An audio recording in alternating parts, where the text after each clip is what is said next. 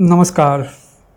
तुम्हारी फाइलों में गांव का मौसम गुलाबी है, मगर ये आंकड़े झूठे हैं, ये दावा किताबी है। अदम गौंडवी की ये दो लाइनें आपको कम परेशान करती होंगी, पर यह दो लाइनें किसी भी समय के किसी भी सत्ताधीश के लिए परेशानी का सबब बन जाती हैं।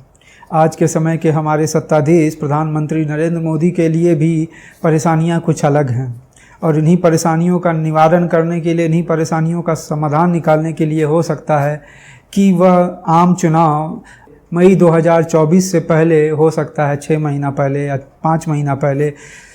ठंडे के मौसम में 2023 के अंत तक करवा ले जाएं। चलिए समझते हैं वह 5 कारण जो कि हमारे इस मानने को सही ठहरा सकते हैं या सही ठहराते हैं कि आम चुनाव दिसंबर से पहले भारत में हो जाएंगे। सबसे पहला और सबसे बड़ा कारण जो समझ में आता है वह मोदी का अपना व्यक्तित्व है। अगर आप देखेंगे कि मोदी पूरे भाजपा के पूरे देश के लिए सबसे प्रमुख प्रचारक हैं, और उनकी अभी के समय में उनकी उम्र 72 है, जो कि 73 हो जाएगी सितंबर में। तो 73 साल के मोदी के ऊपर पूरी जिम्मेदारी यह है कि पूरे वह अनेक राज्यों में, अनेक ज़िलों में जाकर भाजपा के लिए कैंपेन करें। अब 2 परिस्थितियां लीजिए, एक मौसम ठंडा है, दूसरी जहां पर यह संभावना जताई जा रही है कि मई और अप्रैल के समय में उत्तरी भारत में बहुत तेज़ गर्मी और लू चलने वाली है, क्योंकि भाजपा उन पर बहुत ज़्यादा डिपेंड करती है, बहुत ज़्यादा उनके ऊपर निर्भर करती है अपने चुनाव के निर्णय के लिए, अपने चुनाव के रिज़ल्ट के लिए। तो उम्मीद यह है कि पूरा इलेक्शन ठंडे के मौसम में, यानी कि हो सकता है नवंबर दिसंबर के आसपास हो जाए। पहला यह कारण। दूसरा कारण, मध्य वर्ग में अक्सर भाजपा के बहुत अधिक समर्थक होते हैं, और यह समर्थक आराम प्रिय लोग हैं। अगर उन्हें बताया जाए कि उन्हें ठंडे में वोट करना है और गर्मी में वोट करना है, तो वास्तविकता यह है कि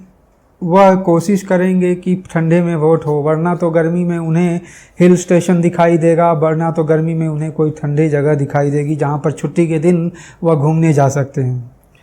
तो इस प्रकार से वह भी एक बहुत बड़ा कारण हो सकता है जहां पर कि अपने सपोर्टर को, अपने समर्थक वर्ग को वोट देने के लिए सुविधाएं पैदा की जाएं, सुविधाएं दी जाएं, और उसमें से ठंडे समय में वोट देने का समय रखना एक वह भाग है। तीसरा कारण जो समझ में आता है कि आपको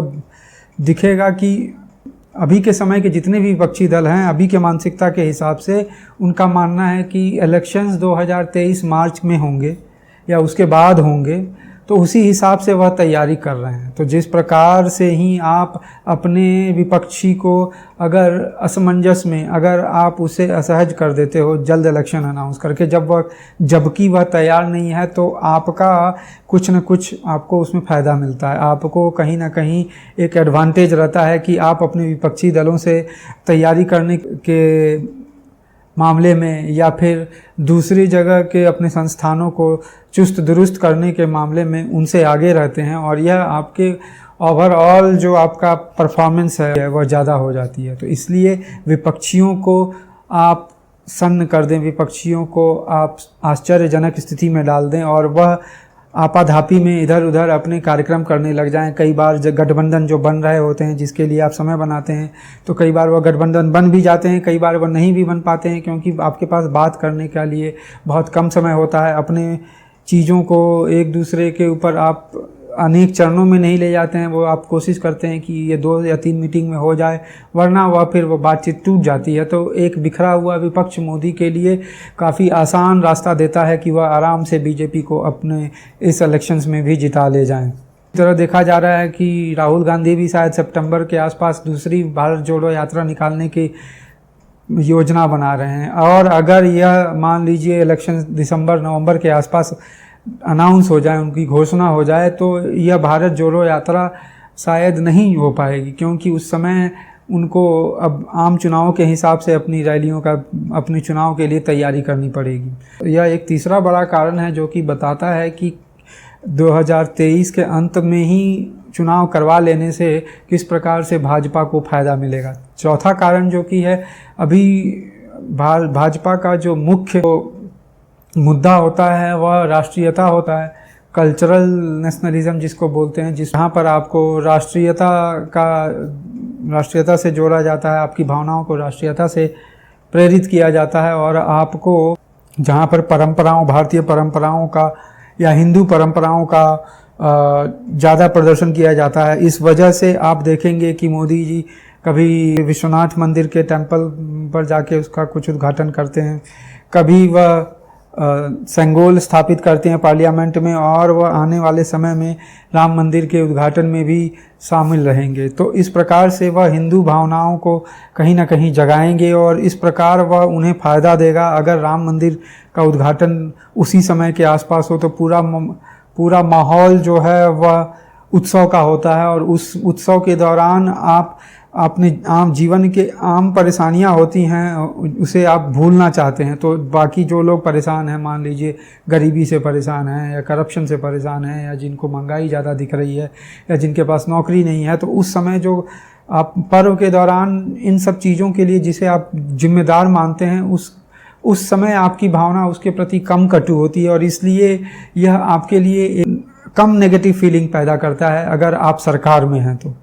तो यह भी एक बड़ा कारण हो जाता है कि किस प्रकार से आप उन उत्सव के दौरान आप इलेक्शंस करवा ले जाएं। उसी में एक दूसरा कारण है कि G20 का जो समिट है जो होने वाली है सितंबर के आसपास, तो उस समय दुनिया के 20 देश आएंगे, यहाँ वहाँ के सारे अध्यक्ष लोग, बड़े जो देश के प्रतिनिधि है वह आएंगे और वह भारत उसकी मेज़बानी करेगा। तो उस समय बहुत सारे ऐसे फ़ोटो वीडियो सामने आएंगे जहां पर मोदी जी सबको अपना व्यक्तित्व से, अपनी बातचीत से बहुत सारे वीडियो दिखाए जाएंगे, किस प्रकार भारत और मोदी पूरी दुनिया में एक श्रेष्ठ नेता के हिसाब से या एक श्रेष्ठ देश के हिसाब से स्थापित हो गए हैं। तो यह चित्रण जो है लोगों को बहुत प्रभावित करेगा, क्योंकि उन्हें दिखेगा कि पूरा भारत किस प्रकार से दुनिया में अपनी नाम कमा रहा है या कमा चुका है और इसी वजह से ये सारे दुनिया के बाकी लोग भी भारत में आकर भारत की बड़ाई करेंगे। तो इस प्रकार से यह पूरे सरकार के लिए और भारत के लिए भी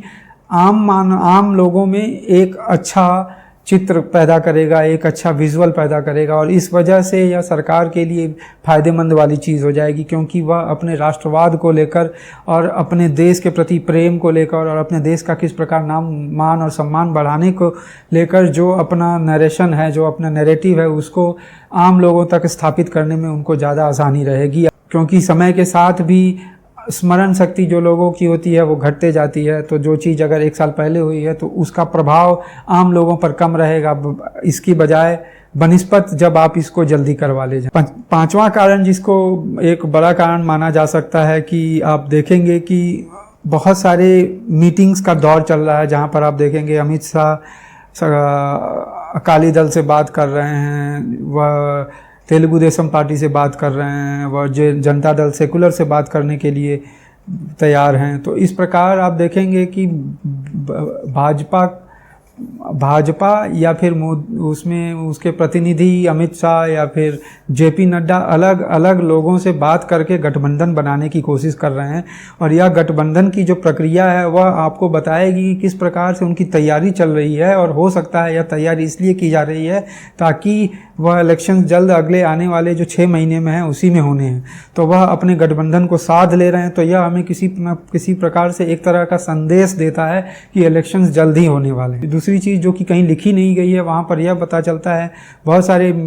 पत्रकार या बहुत सारे लोग यह बता रहे हैं कि सरकार ने सारे जो उनके सेक्रेटरी है उनको बोला है कि जो भी उनके डिपार्टमेंट में बजट उनके डिपार्टमेंट को दिया गया है उसको जल्द से जल्द खपत करें और जितने भी प्रोजेक्ट जो कि बचे हुए हैं, जो कि कंप्लीट नहीं हुए हैं या जो कि जिनका शिलान्यास करना है या जिनका उद्घाटन करना है वो आने वाले 3-4 महीनों में ही पूरा कर लें, जिससे कि सरकार अपने आप को एक सफल सरकार इन मामलों में दिखाए कि वह जो भी कार्यक्रम लेती है, जो भी प्लान बनाती है, उसका क्रियान्वयन करने में वह सबसे आगे है। तो 5वां कारण तो यह हुआ। 6ठा कारण आप देखेंगे कि अभी आने वाले इस कुछ महीनों में तीन राज्यों में भी चुनाव होने वाले हैं, जिसमें कि छत्तीसगढ़, राजस्थान, मध्य प्रदेश। और यहाँ पर आप देखेंगे कि जो लोकल नेता है, वहाँ का जो क्षेत्रीय नेतृत्व है वह उतना सशक्त नहीं है जितना कि मोदी जी का व्यक्तित्व है या मोदी जी का ओवरऑल छवि है। तो अगर यह इलेक्शंस अलग हों आम चुनाव से तो उम्मीद यह है, क्योंकि अब मध्य प्रदेश में आप देखेंगे कि वहाँ पर 20 साल की सरकार हो चुकी है। शिवराज सिंह का जो व्यक्तित्व है या जो उनकी लीडरशिप है अब उतनी प्रभावशाली नहीं रही, वहाँ पर बहुत सारा आंतरिक लड़ाइयाँ चल रही हैं। तो अब इन सब चीज़ों का निवारण के लिए एक तरीका यह है कि अगर इसको आम चुनावों के साथ करवा दिया जाए तो मोदी जी के नाम पर ही यह चुनाव जीतने की संभावना ज़्यादा है। उसी तरह राजस्थान का भी मोटा मोटी वही हाल है, और छत्तीसगढ़ में भी वहाँ पर कोई मुख्य क्षेत्रीय नेतृत्व अभी तक उभर नहीं पाया है। तो वहाँ भी जो भी वोट मिलने हैं वह मोदी सरकार के नाम पर या मोदी जी के नाम पर ही मिलने हैं। तो अगर यह काम आम चुनावों के साथ ही कर लिया जाए तो उसमें संभावना है कि आपके उन राज्यों में भी सरकार बनेगी, इसकी संभावना थोड़ी सी ज़्यादा है। और मान लीजिए केस उल्टा होता है जहां पर कि यह 3 राज्य में से 2 राज्य भाजपा हार जाती है, तो यह फिर और मुश्किलों का समय हो जाएगा, क्योंकि फिर वह कहानी चलने लगेगी, वह नरेशन चलने लगेगा कि किस प्रकार से मोदी जी की जो पॉपुलैरिटी है, मोदी जी की जो लोकप्रियता है, वह अब वोट दिलाने में या फिर वह अब चुनावों को जिताने में उतनी सशक्त नहीं बची हुई है। तो इसलिए यह भी एक कारण हो सकता है जो कि आम चुनाव इन राज्यों के चुनाव के साथ ही करवा दिए जाएं। धन्यवाद अपना समय और ध्यान देने के लिए, शुक्रिया।